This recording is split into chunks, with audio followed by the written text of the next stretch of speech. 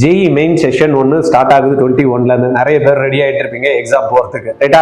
சந்தோஷமா போங்க, ஹாப்பியா போங்க, கவலைப்படாதீங்க. நீங்க என்ன படிச்சீங்களோ அங்க போய் தெளிவா கொஸ்டினை பாருங்க, எது ஈஸியா இருக்கோ அதை அட்டன் பண்ணுங்க.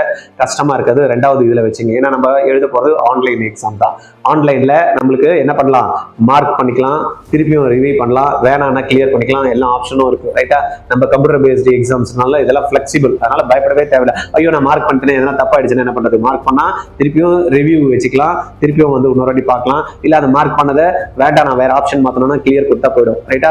பெஸ்ட் விஷஸ், நல்லா பண்ணுங்க. மேத்ஸ் பேப்பர் எப்பயுமே டஃபா தான் இருக்கும், அதனால டஃப்ன்றத பத்தி யோசனை பண்ணாதீங்க.